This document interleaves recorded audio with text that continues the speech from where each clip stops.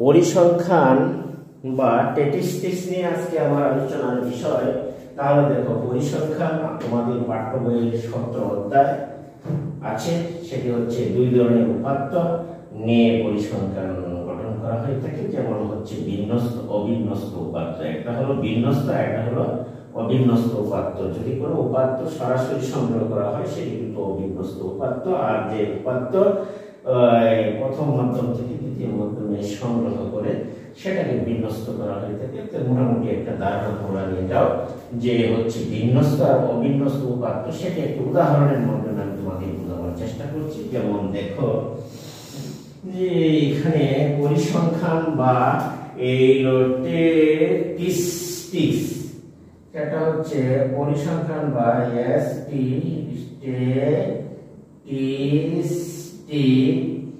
এই পরিসংখ্যানের উপাত্ত তোমরা দেখলে যে বিন্যস্ত আর অবিন্যস্ত। তাহলে আমরা বিন্যস্ত উপাত্ত কিভাবে অবিন্যস্ত উপাত্ত কিভাবে বিন্যস্ত উপাত্তে পরিণত করা যায় একটি উদাহরণের মাধ্যমে সেটি বোঝাবার চেষ্টা করছি। উদাহরণটি হলো, দেখো যে সেটা আমি তোমাদের দেখাচ্ছি। এই অবিন্যস্ত উপাত্ত যে কোন বিদ্যালয়ের 30 জন শিক্ষার্থীর বার্ষিক পরীক্ষায়, উদাহরণের মাধ্যমে চেষ্টা করছি যে কোন বিদ্যালয়ের বার্ষিক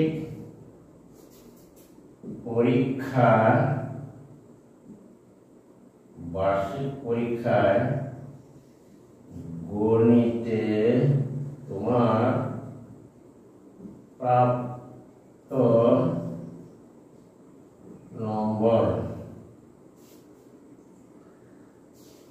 নিম্নরূপ।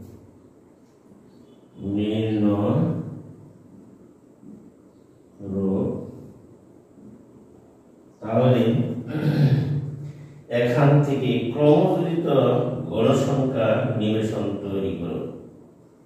মধ্য প্রচুরক ও ক্রমযোজিত গণসংখ্যা নির্ণয় করো। তাহলে কোন বিদ্যালয়ের বার্ষিক পরীক্ষায় গণিতে প্রাপ্ত নম্বর নিম্নরূপ। তাহলে আমরা দেখি 70, দেখো 1,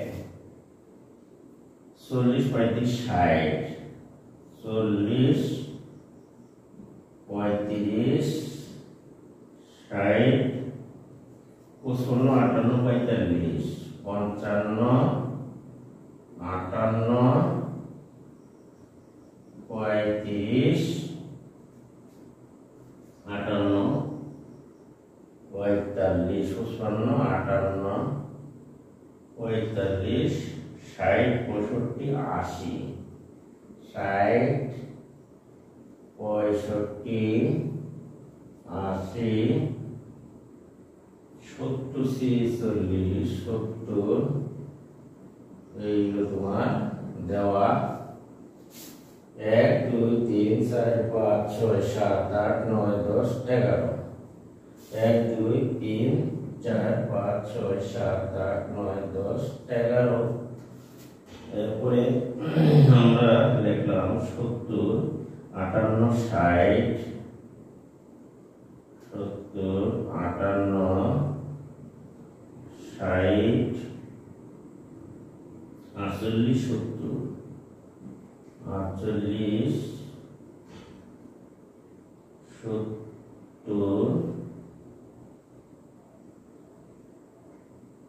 48, 70, 37, 85, 37, 85, 60, 50, 46, 60, 50, 46,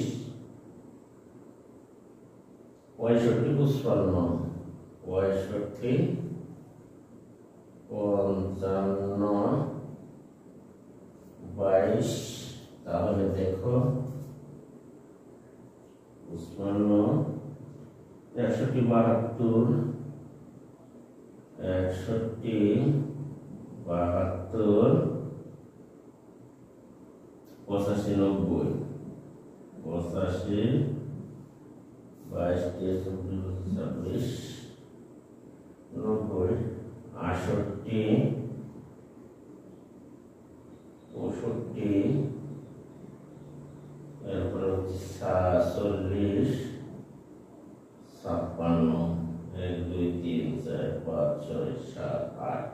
তাহলে দেখো 1 2 3 4 5 6 7 8 9 10 11 12 13 14 15 16 17 18 19 20 21 22 23 24 25 26 27 28 29 30।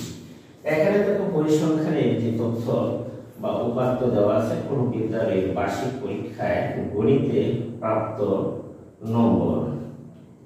তাহলে 30 জন ছাত্রের কোন বিদ্যালয়ে 30 জন ধরো 30 জন ছাত্রের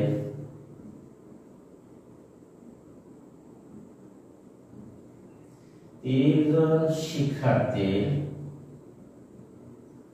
তোমরা এখানে আমরা এখানে দিয়েছি যে কোন বিদ্যালয়ে 30 জন শিক্ষার্থী, এখানে হচ্ছে কোন বিদ্যালয়ে 30 জন শিক্ষার্থী এখানে হবে। হ্যাঁ, 30 জন শিক্ষার্থী গণিতে বার্ষিক পরীক্ষায় গণিতে প্রাপ্ত নম্বর নিম্নরূপ। যে কোন বিদ্যালয়ে 30 জন শিক্ষার্থী বার্ষিক পরীক্ষায় গণিতে প্রাপ্ত নম্বর নিম্নরূপ দেওয়া হলো। সেই তথ্যগুলি কিন্তু এলোমেলো বা অবিন্যস্ত অবস্থায় আছে। সেটিকে তোমাকে যদি বলা হয় যে ক্রমযোজিত গণসংখ্যা বা এখান থেকে যে মধ্যক, প্রচুরক এবং গড় নির্ণয় করো, তাহলে কিন্তু তুমি সেটি নির্ণয় করতে পারবে। যদি মধ্যক নির্ণয় করতে বলা হয় যে প্রশ্নে যে মধ্যক নির্ণয় করো এবং ক্রমযোজিত গণসংখ্যা নির্ণয় করো অথবা গড় নির্ণয় করো, তাহলে কিন্তু গণসংখ্যা নিবেশন সারণী তোমাকে প্রথমে প্রস্তুত করতে হবে। তারপর তোমাকে এখানে বলা হচ্ছে যে শ্রেণীবৃত্তি নিয়ে তুমি গণসংখ্যা নিবেশন সারণী প্রস্তুত করো। তাহলে আমরা যদি এখানে একটি প্রশ্ন করি যে প্রাপ্ত নম্বরের ক্রমযোজিত গণসংখ্যা সারণী তৈরি করো, যে আমাদের প্রশ্নটি এরকম হয়, তুমি দেখো দেখে এখানে যে প্রশ্নটা যদি এরকম হয় যে প্রদত্ত উপাত্ত, তোমরা দেখো যে প্রদত্ত উপাত্ত থেকে উপাত্ত থেকে ক্রমযোজিত গণসংখ্যা নির্ণয় করো। ক্রমযোজিত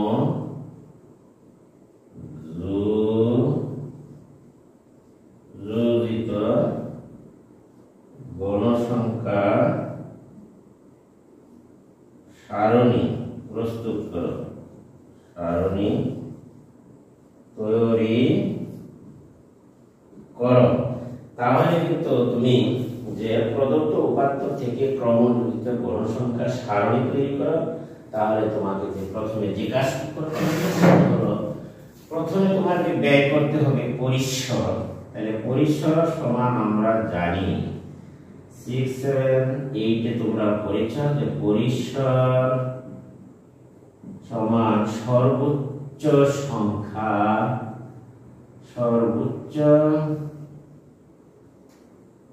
সংখ্যা মাইনাস সর্বনিম্ন সংখ্যা।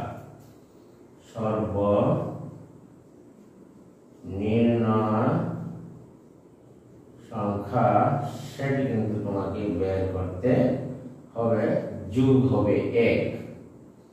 সর্বোচ্চ সংখ্যা প্রথমে তোমাকে যে কাজটি করতে হবে, এর জন্য যে উপাত্ত থেকে প্রদত্ত উপাত্ত থেকে ক্রমযোজিত গণসংখ্যা সারণী তৈরি করা, তাহলে তোমাকে পরিসর সর্বোচ্চ সংখ্যা মাইনাস সর্বনিম্ন সংখ্যা সেটাকে বের করতে হবে।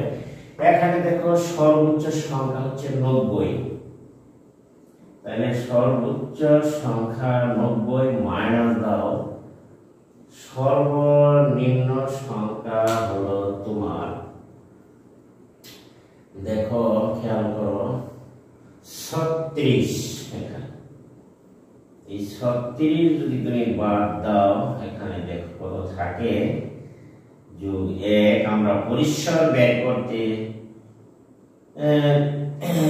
দেখো কিভাবে বের করব। সর্বোচ্চ সংখ্যা মাইনাস দিবা তুমি সর্বনিম্ন সংখ্যা, আর যোগ দিবা 1 90 থেকে 2010 থেকে 6 গেলে থাকছে তোমার 4, হাতে দিলাম 1 4 আছে 9 হবে 5 হবে 54, যোগ হচ্ছে 1, এখানে হলো তোমার 55।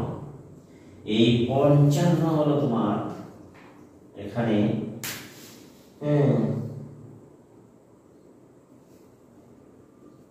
পরিসর। এখন পরিসর থেকে আমাকে বের করতে হবে তোমার সর্বোচ্চ সংখ্যা থেকে আমরা এই এলোমেলো তথ্য থেকে আমরা প্রথমে উপাত্তগুলো সাজিয়ে নিতে পারি। এখন যদি আমরা শ্রেণীবৃত্তি ধরি 35 আছে সবচেয়ে শেষে আছে, দেখো সরি এখানে আছে 35 সর্বনিম্ন সংখ্যা। তাহলে 35 যদি আমি বাদ দিই তাহলে দেখো থাকে কত, ও সরি এখানে থাকবে 55 আর এটা হচ্ছে তোমার এই 56 এখানে।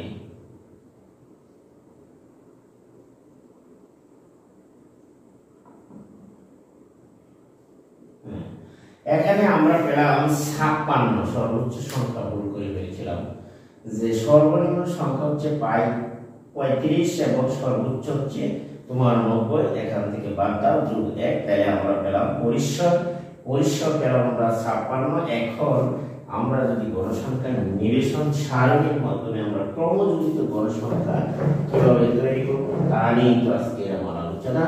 তাহলে তোমরা দেখো যে এটি কিন্তু আমরা মুছে নিতে পারি।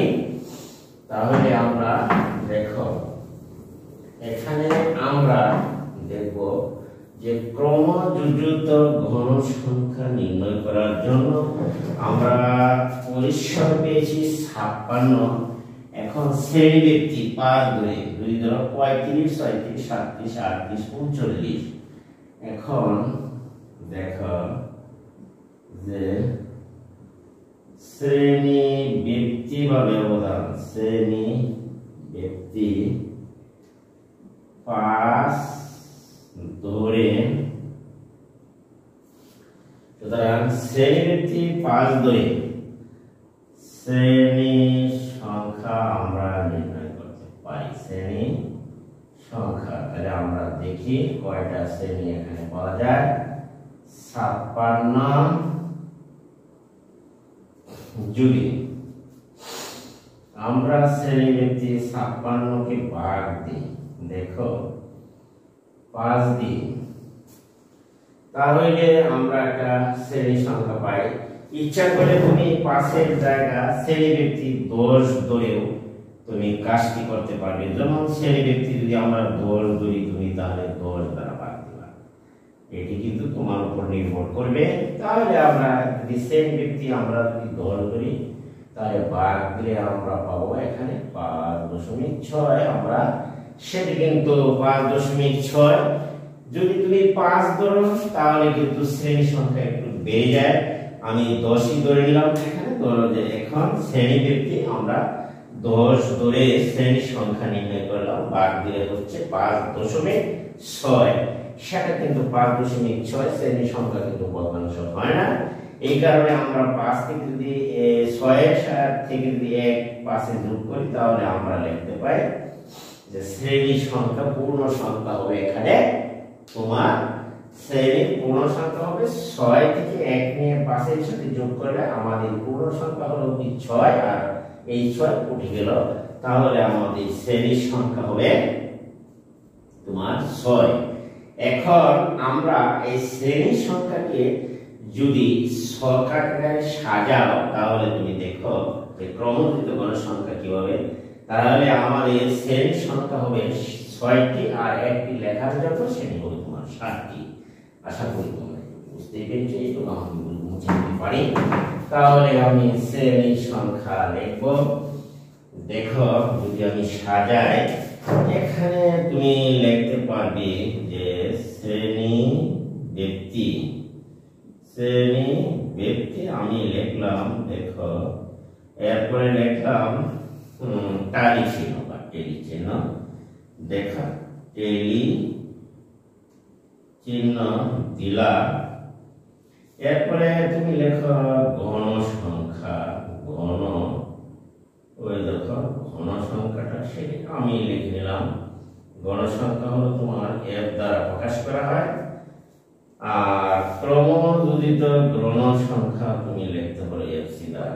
ক্রমযোজিত দিলাম ঘন সংখ্যা, ক্রমযোজিত ঘন সংখ্যা, সেটা কিন্তু এখানে দেখো এই ক্রমযোজিত যোজিত ঘন সংখ্যা আমরা কিন্তু সেটা লিখতে পারি এফসি দ্বারা। এই এখন তুমি দেখো যে এখানে আমরা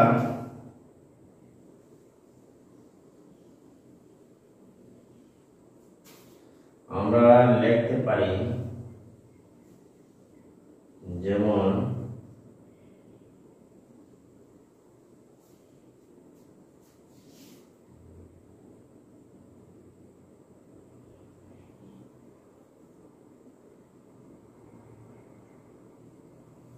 এই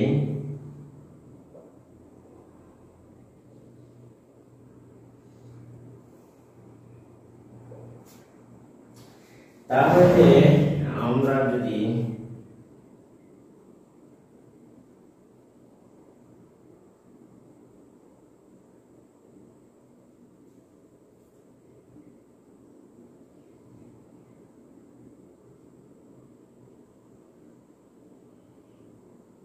এখানে তুমি লেখো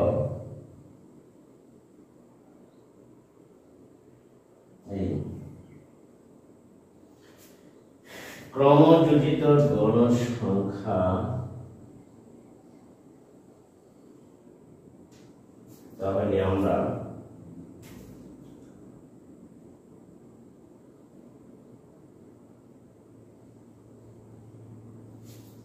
মোটামুটি এখন আমরা শ্রেণী ব্যবধানগুলি দেখো। শ্রেণী ব্যবধান হলো তোমার 35 থেকে আমরা লিখব 39। তাহলে 35 থেকে 39 এই একটি শ্রেণী।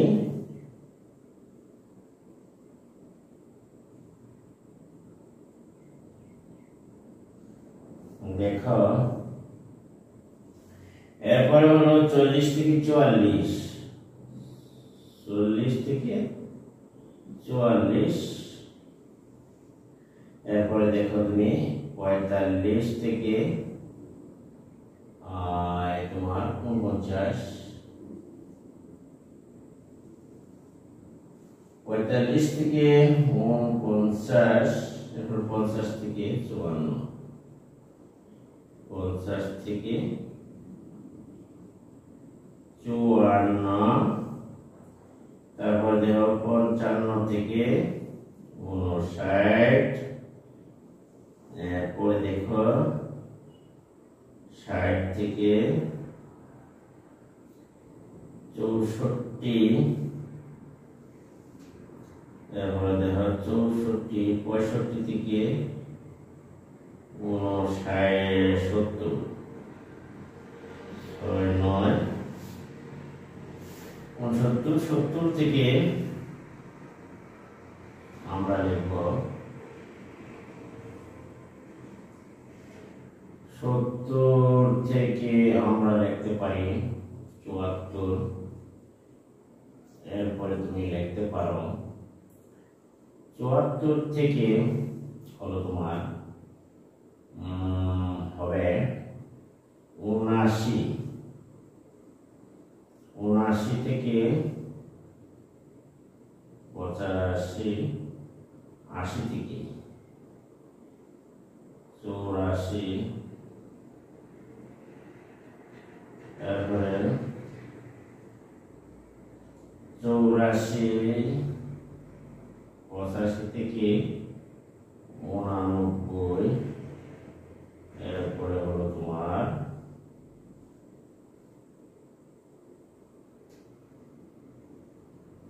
90 থেকে 94। এখানে কিন্তু আমি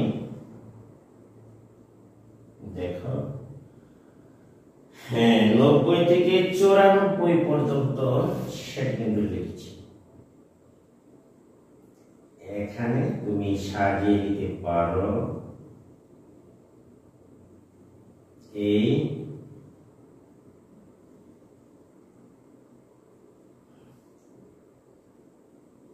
আমরা সারণীটা প্রস্তুত করে নিই, তারপরে দেখো আমরা কালি চিহ্ন বের করে নেব।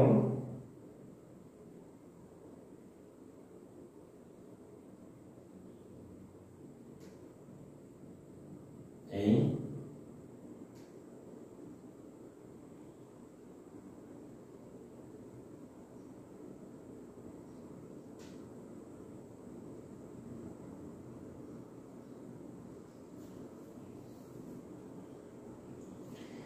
আমরা সেখানে দেখো সারণী প্রস্তুত করো এখান থেকে এই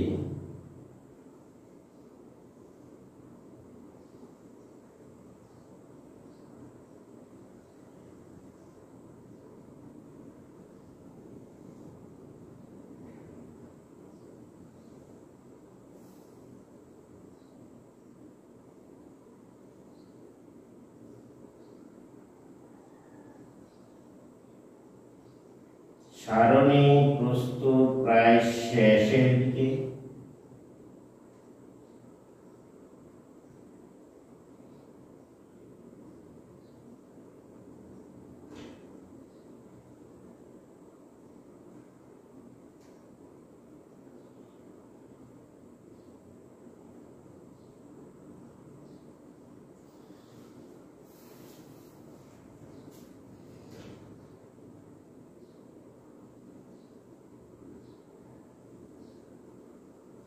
এইবার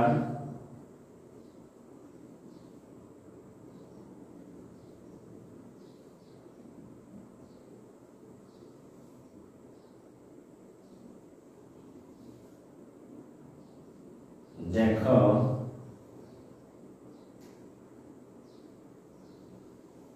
আমরা সারণী প্রস্তুত প্রায় শেষ করে ফেলেছি।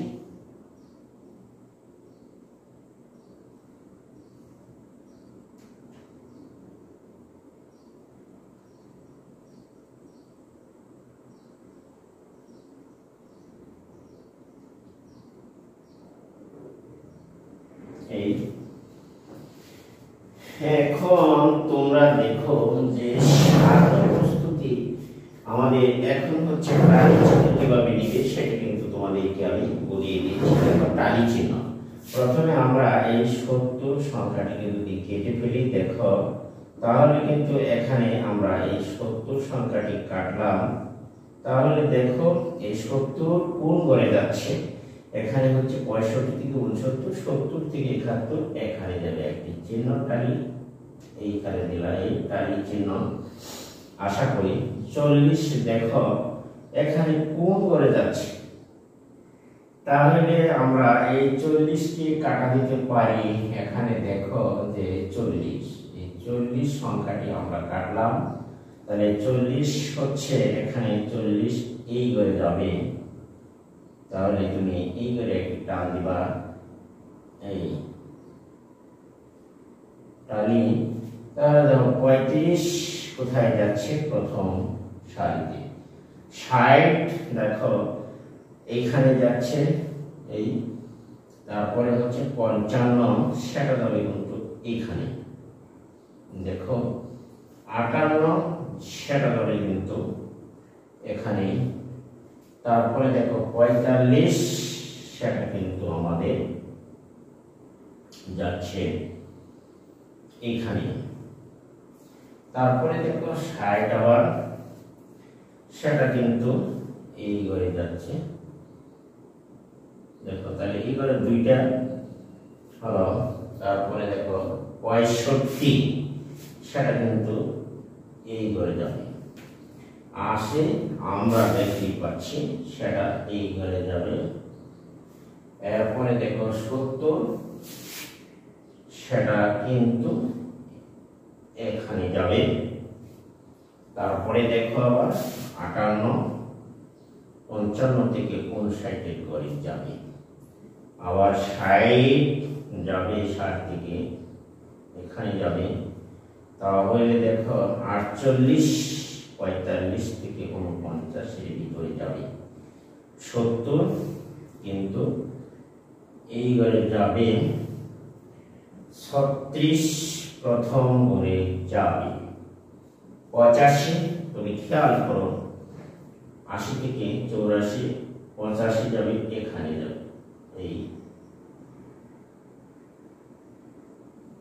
এখানে একটা আবার 60 চলে যাবে, এখানে 4টি হয়ে গেল। 50 কিন্তু এইখানে যাবে। 46 45 থেকে এখানে যাবে। 65 তুমি দেখো আমরা 65 এইখানে যাবে। 55 যাবে, 55 থেকে এই ঘরে যাবে। 56 দেখো এখানে যাবে, 5টি হয়ে গেল। এখন দেখো যে এইখানে আমরা লিখতে পারি 40 কিন্তু এইখানে যাবে। এইখানে হলো 65 দেখো এই ঘরে যাবে। তারপরে দেখো 68 65 69 ঘরে যাবে। এখানে কিন্তু 4টি হয়ে গেছে। এবার দেখো 90 একেবারে এই লাস্টে যাবে। 90 এখানে একটি আমরা পেলাম। 85 তাহলে 85 যাবে এখান থেকে এইখানে যাবে। এইগুলো দুটি। এরপরে দেখো 72 যাবে তোমার এই ঘরে 72 যাবে। এরপরে দেখো 61 যাবে 60 থেকে 64 ভিতরে এই ঘরে 5টি হয়ে গেল। তাহলে আমরা এখন 79 ভিতরে কোনো সংখ্যা নেই, আমরা দেখি 2 এই ঘরে হচ্ছে তোমার 2টি। দেখো এখানে আমরা লিখতে পারি দেখো 2, তাহলে আমরা এইগুলো 2 লিখলাম। 2টি। তারপরে এখানে দেখো 2, তারপরে এখানে হচ্ছে তোমার 3, এখানে হচ্ছে 1,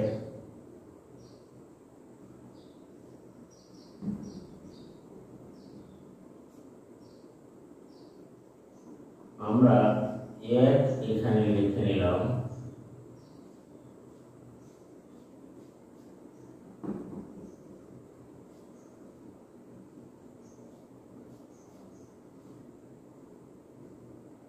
এক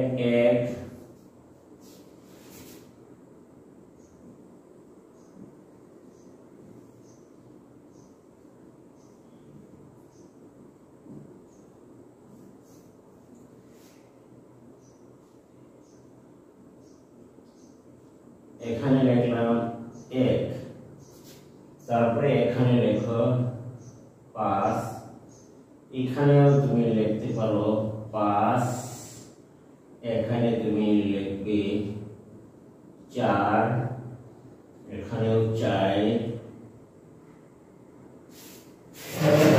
দেখো এখানে নাই শূন্য, এখানে লিখবা 1, তারপরে দেখো এখানে হচ্ছে তোমার 2,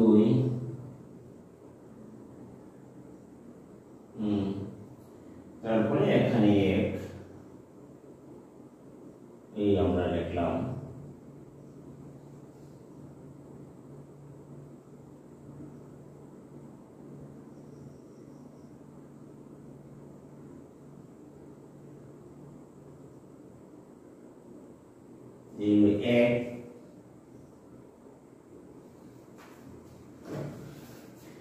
এখন ক্রমযুক্ত গণসংখ্যা তুমি 2 এর এখানে 2 নামাও, তারপরে 2 আর 2 যোগ করলে 4, এখানে 4 আর 3 যোগ করলে হবে 7, 7 আর 1 যোগ করলে হয় তোমার 8, 8 আর 5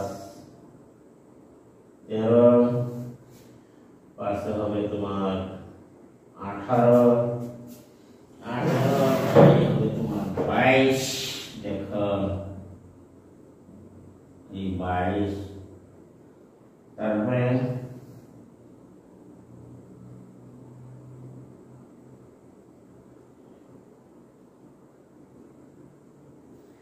22 আর 4 26। দেখো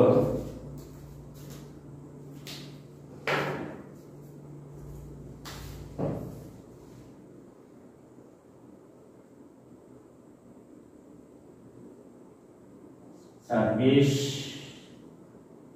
27 আর 29,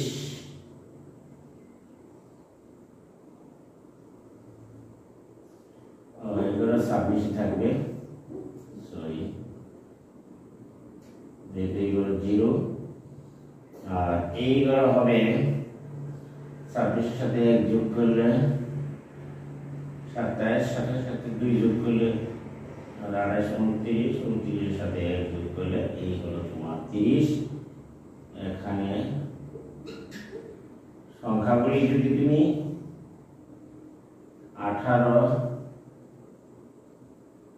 13,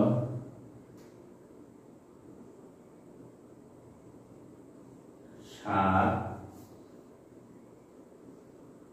4, এখানে হলো 2। আমি সংখ্যাগুলো একটু বাসিয়ে দেই। দেখো এখানে হলো 1,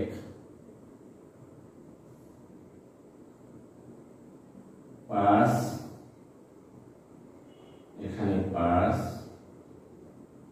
এখানে 4, 4, 0,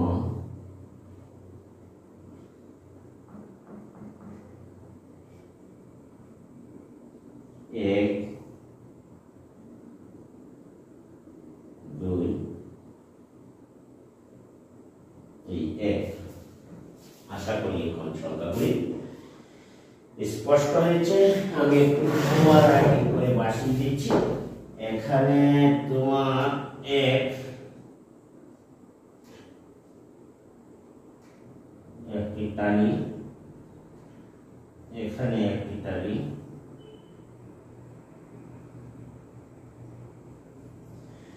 আশা করি তোমরা এটি বুঝতে পেরেছ যে এখানে আমরা লিখছি যে 35 থেকে 39 এর মধ্যে 2টি টালি চিহ্ন করেছি, তাই এর মান হলো 2। এখানে বলেছে 2টি টালি চিহ্ন, সেখানে কিন্তু এর মান আমরা লিখছি 2। এখানে 3টি, আমরা 3 লিখছি, এখানে একটি 1, এখানে হচ্ছে 4টি খাড়া আর একটি অর্থাৎ পাখা অর্থাৎ কোণাকুণি দিয়েছি, সেটি হলো 5টি। এখানেও 5টি, এখানে হচ্ছে তোমার 4টি, এখানে তোমার 4টি, আর এখানে কোনো টালি চিহ্ন পড়ে নাই, তাই 0। এখানে হলো 1টি, এখানে 2টি, আর এখানে হচ্ছে 90 থেকে 94 আছে 1টি। এখন আমরা দেখো কিভাবে ক্রমযুক্ত গণসংখ্যা অর্থাৎ করেছি। এই 2 এর 2 এখানে লিখেছি, এই 2 এর সাথে নিচে 2 যোগ করে লিখেছি 4, 4 এর সাথে আবার নিচে 3 যোগ করে লিখেছি 7, 7 এর সাথে 1 যোগ করে 8, 8 এর সাথে 5 যোগ করে 13, 13 এর সাথে 5 যোগ করে 18, 18 এর সাথে 8 যোগ করলে 22, 22 এর সাথে 4 যোগ করলে 26, 26 এর সাথে 2 যোগ করলে 26 হয়। আবার এখানে 2 যোগ করলে 29, 1 যোগ করলে হচ্ছে 27, 27 এর সাথে 2 যোগ করলে 29, 29 এর সাথে 1 যোগ করলে এই হলো 30। এই ছিল আজকের বিষয় যে ক্রমযুক্ত গড় সংখ্যা কিভাবে নির্ণয় করা যায় সেটা কিন্তু তোমাদেরকে আজকে আমি বুঝিয়ে দিয়েছি। আশা করি যে তোমরা যে কোনো ক্রমযুক্ত গড় সংখ্যা তৈরি করতে বা সারণী প্রস্তুত করতে পারবে বলে আমার ধারণা। আশা করি যে এই পদ্ধতি অবলম্বন করে তোমরা যে কোনো সংখ্যার ক্রমযুক্ত গণসংখ্যা সারণী প্রস্তুত করতে পারবে। তালি চিহ্নের মাধ্যমে এইখান থেকে তুমি মধ্যক, গড়, প্রচুরক ইত্যাদি সংখ্যা বা তুমি নির্ণয় করতে পারবে। আশা করি সংযুক্ত পদ্ধতিতে গড় তুমি নির্ণয় করতে পারবে। এই এলোমেলো তথ্যের ক্ষেত্রে এভাবে তোমার সারণী প্রস্তুত করা যায়। তার কাজটা হলো প্রথমে আমরা করেছি, তুমি আরেকটু বুঝে নিতে পারো। যেমন প্রথমে আমরা এর পরিসর বের করেছি এলোমেলো তথ্যে। প্রথমে সর্বোচ্চ সংখ্যা মাইনাস করেছিলাম সর্বনিম্ন সংখ্যা যোগ 1, এটি হলো তোমার সূত্র। এর মাধ্যমে আমরা পরিসর বের করে নিলাম। তারপরে আমরা এখানে শ্রেণীব্যক্তি তোমার 5 ধরে যে সারণী প্রস্তুত করেছি সেটা তোমার দেখিয়েছি, কিন্তু আমরা দেখেছিলাম যে শ্রেণীব্যক্তি তোমার 10 ধরেও সারণী প্রস্তুত করা যায়। 10 ইচ্ছা, সেটা হচ্ছে তোমার ইচ্ছা। আমরা 10 ধরলে আরেকটু সারণী কমে আসতো, আর আমরা যেহেতু 5 ধরেছি তাই শ্রেণীর সংখ্যাগুলি একটু বেড়ে গেছে। সেখানে আমি একটু লিখেছিলাম যে 10 ধরলে তোমার সারণীর সংখ্যা কমে আসে 6টি। তাই তোমাদের দেখাবার সুবিধার্থে আমি 10 ধরেও ইচ্ছা আমার করে নিতে পারি, আবার 5 ধরেও আমি সেটি কিন্তু শ্রেণীব্যক্তি করে বা শ্রেণী সংখ্যা করে নিতে পারি। তোমরা জাস্ট শুধু এই নিয়মটা ফলো করবে, তোমার ইচ্ছা তুমি 10 ধরেও করতে পারো, 5 ধরে, এটা তোমার সুবিধা মতো তুমি ধরে নেবে। আশা করি তোমরা সবাই অঙ্কটি বুঝতে পেরেছ। আর এই ধরনের অঙ্ক তোমরা এলোমেলো তথ্যের ক্ষেত্রে সারণী প্রস্তুত করতে এই কৌশলটি অবলম্বন করে তোমরা যে কোনো সারণী প্রস্তুত করতে পারবে। আর আমার ভিডিও যদি তোমাদের কাছে ভালো লাগে তাহলে অবশ্যই তোমরা আমার চ্যানেলটিকে সাবস্ক্রাইব করবে এবং পাশে থাকা বেল আইকনটি বাজিয়ে দিবা। আশা করি যে ভিডিও তোমাদের কাছে ভালো লাগবে এবং ভিডিওটি বন্ধু-বান্ধবের কাছে শেয়ার করে দেবা, একটি কমেন্ট, একটি লাইক করে দেবা। আজকে আমি এখান থেকে বিদায় নিলাম। আল্লাহ হাফেজ, সকলে ভালো থাকবেন।